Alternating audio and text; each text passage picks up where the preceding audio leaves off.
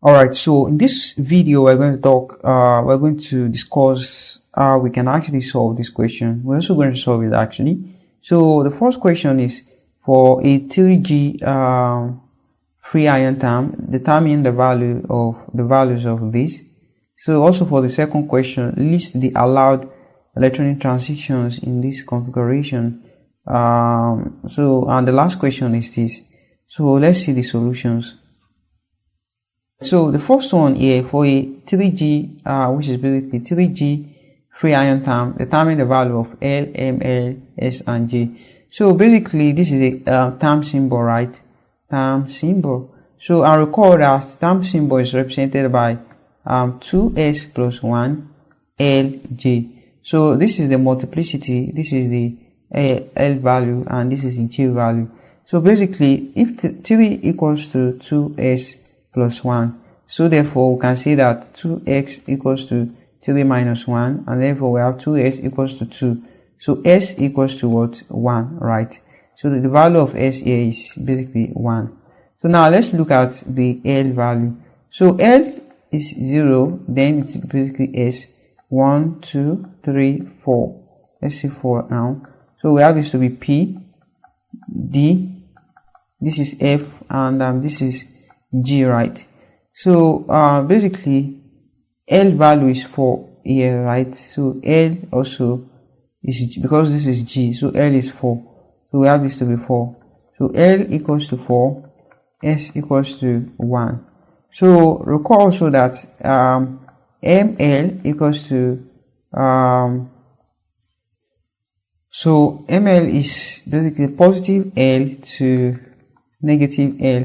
So we have our ML to be plus 4, plus 3, plus 2, plus 1, 0, minus 1, minus 2, minus 3, and minus 4.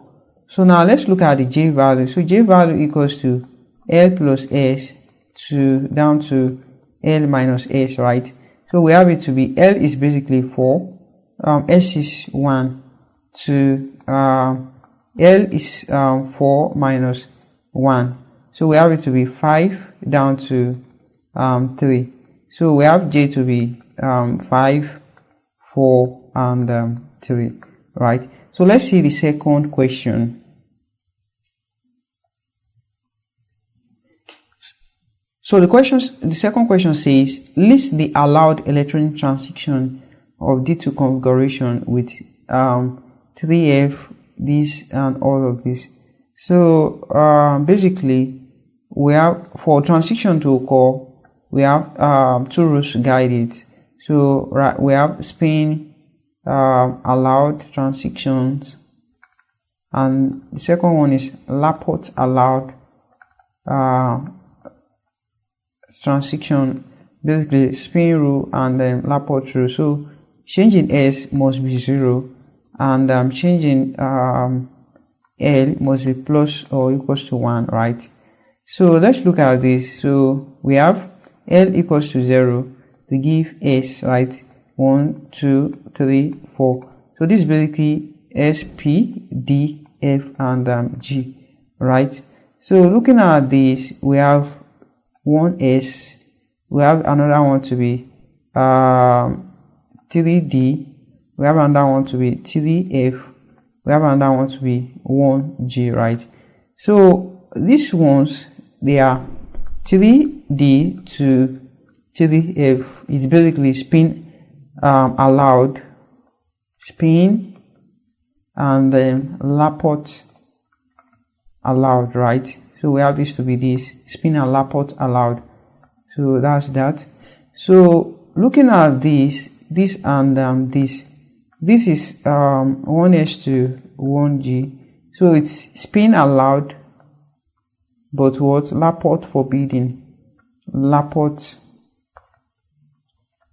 forbidden, right? So that's what we have there. Spin allowed, Laporte forbidden.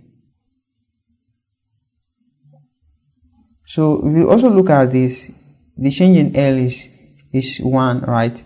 So this is Laporte allowed, spin forbidden, Laporte allowed, spin allowed as well. So let's look at the third question.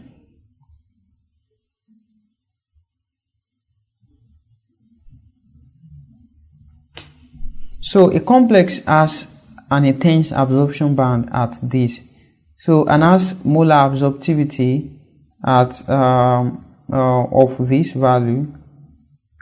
So what concentration would give an absorbance of this in a cell of path length of this?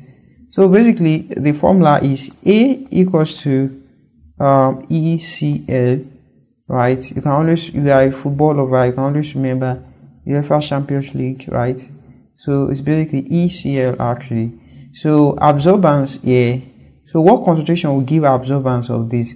So we have the absorbance to be 0.10, the molar absorptivity to be 0.038 mole, the m cube cm minus 1. We also have this, we do not have the concentration, but we have the path length to be 1 centimeter. So it's going to become 0.10, 0.038. So this will cancel this actually. So we have the mole, dm cube times c times 1. So therefore we have that concentration equals to 0.10 over 0.038, and this should give 2.63 mole per dm cube, right? So this is the answer.